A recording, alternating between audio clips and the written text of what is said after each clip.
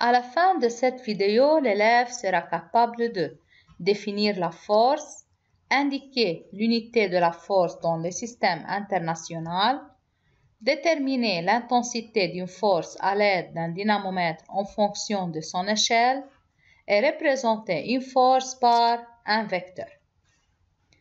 Maintenant, on va regarder cette vidéo. Qu'est-ce qu'une force?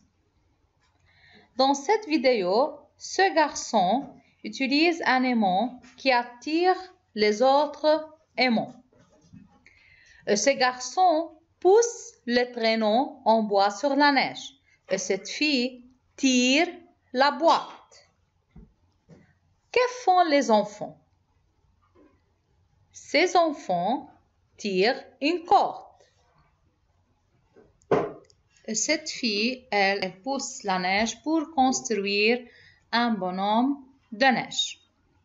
Dans la vidéo précédente, les enfants effectuaient différentes actions comme pousser, tirer, tenir. Ces actions étaient appliquées par un corps à un autre. Chacune de ces actions représente une force. Donc, quelle est la définition de la force? Une force, soit de poussée ou de traction, est une action mécanique exercée par un corps sur un autre. Cette force peut être une force de poussée, comme ce garçon montre, ou une force de traction, comme ce garçon montre.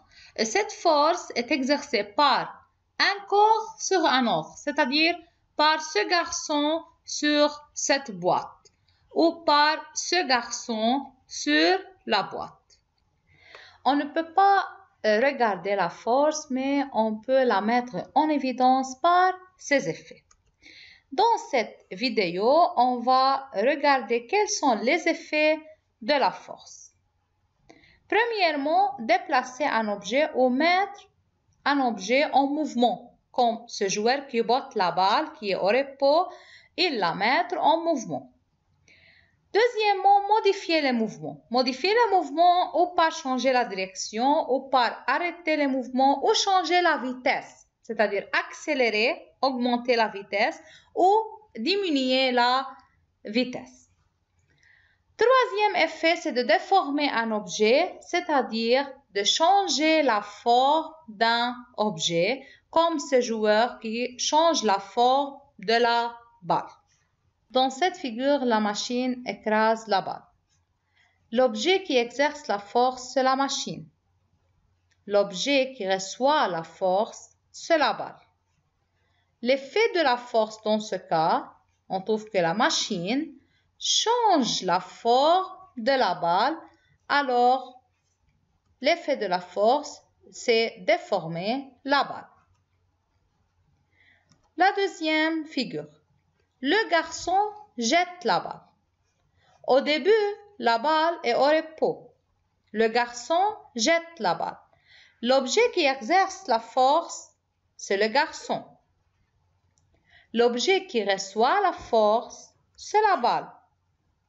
L'effet de la force dans ce cas, mettre la balle en mouvement.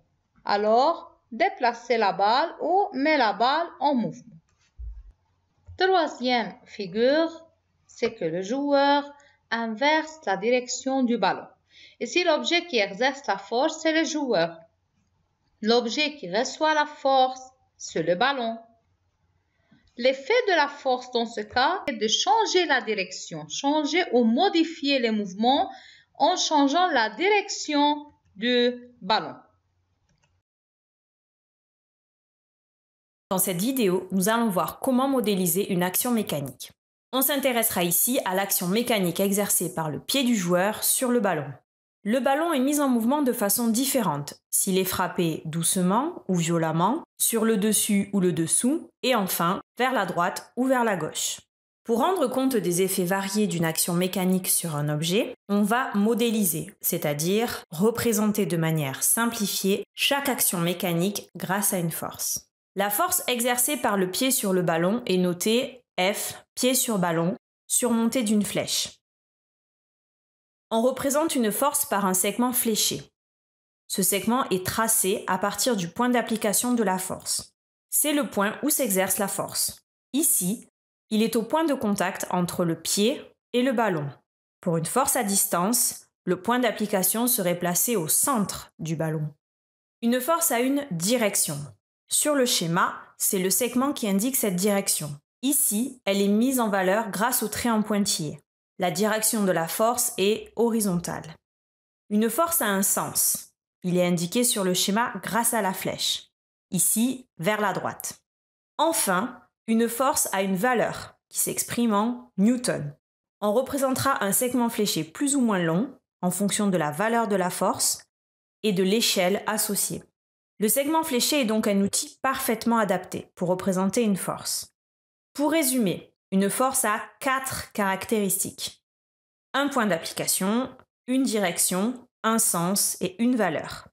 Sur un schéma, on la représente donc par un segment fléché qui part du point d'application et dont la longueur est proportionnelle à la valeur de la force. Le segment indique la direction de la force et la flèche son sens. Donc, les caractéristiques d'une force, premièrement, c'est le point d'application. C'est le point où la force est appliquée. Comme par exemple, cette figure, ici, la force est appliquée en ce point, donc c'est le point d'application.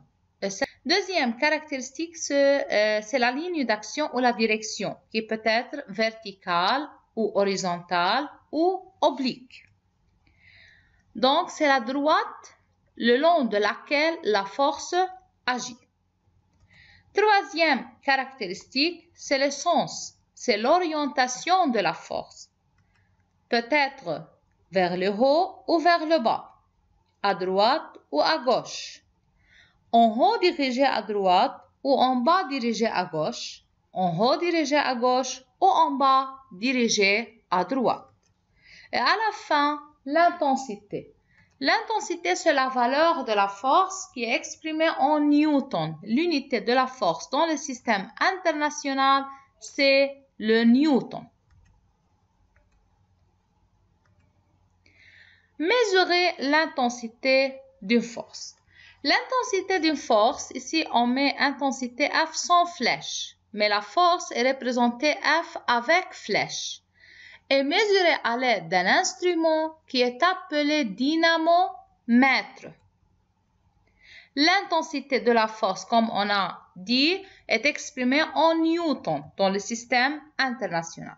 Ces figures montrent le dynamomètre. Si le dynamomètre porte une échelle, il faut faire attention. Par exemple, ici dans ce cas, ce dynamomètre porte une échelle x10. Par exemple, l'aiguille de ce dynamomètre indique une valeur. Ici, 3,5. 3,5, il faut la multiplier par 10. C'est-à-dire que cette force est 35 newtons et pas 3,5 newtons. Donc, il faut multiplier l'indication par l'échelle qui est mentionnée sur le dynamomètre. Représentation d'une force. La force est représentée par un vecteur. C'est le vecteur qui représente la force. Et ce vecteur montre les caractéristiques de cette force. Le point d'application, la ligne d'action, le sens et la longueur de cette flèche montrent l'intensité. Alors, les débuts de ce vecteur, c'est le point d'application. La ligne d'action est représentée par cette flèche, s'il est verticale, horizontale ou oblique.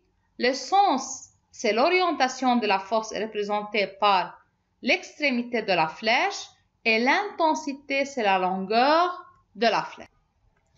Maintenant, une application. Le garçon dans la figure pousse le ballon par sa tête avec une force L représentée par l'échelle 1 cm pour 15 N. La question, c'est préciser les caractéristiques de L. Premièrement, les caractéristiques de L, les points d'application. Ici, le point d'application, c'est-à-dire le point où la force agit, c'est le point E. C'est le point de contact entre la tête de l'enfant et la balle. C'est le point E. Deuxièmement, le sens. Le sens ici est à droite vers le haut. La ligne d'action. Dans ce cas, cette force est une force oblique. Et lorsque la force est oblique, il faut indiquer l'angle que fait cette force, que fait ce vecteur avec soit l'horizontale, soit la verticale. Dans ce cas, cette force faisant avec l'horizontale un angle de 25 degrés. Donc, il faut mentionner que la ligne d'action est oblique, faisant un angle 25 degrés avec l'horizontale. Maintenant, l'intensité. Pour déterminer l'intensité, on a ici une échelle. Mais avant, il faut mesurer la longueur de ces vecteurs. Pour mesurer la longueur de ces vecteurs, à l'aide d'une règle, on met l'extrémité de la règle au point d'application et on mesure jusqu'à l'extrémité de la flèche. On trouve que la longueur est 2 cm. Puis, on applique la méthode croisée. On trouve que 1 cm est pour 15 newtons l'échelle. Alors, si la longueur de ce vecteur est 2 cm, on applique 15 fois 2 divisé par 1 égale 30 newtons. Alors, dans ce cas, l'intensité de cette force est de 30 newtons. Maintenant, représenter une force par un vecteur. Comment on représente une force par un vecteur? Premièrement, il faut indiquer les caractéristiques de la force. Point d'application, ligne d'action, sens et intensité. Puis, il faut choisir une échelle convenable, une échelle pratique. Appliquer la règle de multiplication croisée à l'échelle pour calculer la mesure de la longueur du vecteur force. Et à la fin, il faut nommer le vecteur force sur la figure. On fait une application. Représenter une force F1 appliquée au point O. Oblique, faisant un angle de 35 degrés avec l'horizontale, dirigé vers la gauche en haut et de valeur F1 égale 21 newtons. Donc, n'oubliez de choisir une échelle convenable. Premièrement, il faut déterminer le point d'application. Pour déterminer le point d'application qui est ici O, il faut dessiner un axe vertical et un axe horizontal. Le point O, c'est le point de rencontre de ces deux axes, horizontal et vertical. Puis,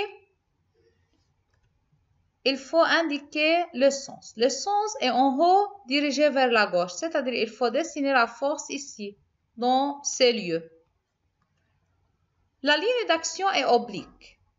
Et on dit que lorsque la ligne d'action est oblique, il faut indiquer l'angle avec l'horizontale ou l'angle avec la verticale. Ici, un angle de 35 degrés avec l'horizontale. Donc, cette force est oblique et faisons un angle de 35 degrés avec l'horizontale. Donc, c'est l'horizontale. Pour indiquer l'angle, on utilise un rapporteur. Et par le rapporteur, ici, on met 0 sur l'axe horizontal.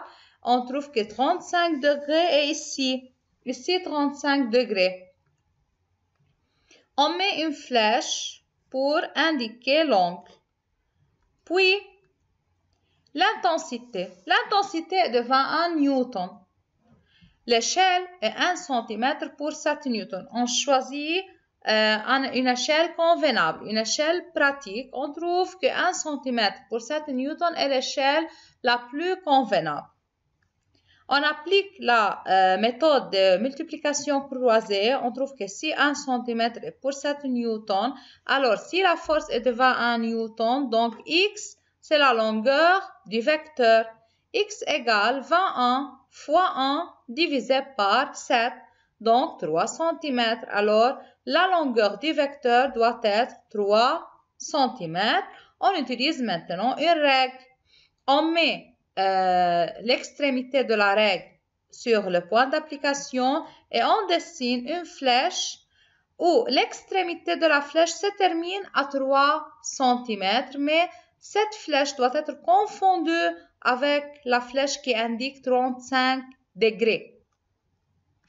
Maintenant, alors, cette flèche indique la force qui faisant un 35 degrés avec l'horizontale et la longueur de cette flèche est de 3 cm. Et n'oubliez pas de mettre ou d'écrire le nom de cette force. Ici, on appelle cette force F1. Résumé. Les forces, elles sont des actions mécaniques exercées par un corps sur un autre. Elles peuvent avoir différents effets, mettre un corps en mouvement, modifier les mouvements ou déformer les corps. Elles sont mesurées à l'aide d'un dynamomètre. Les caractéristiques de la force, le point d'application, la ligne d'action, le sens et l'intensité. Et merci à votre attention.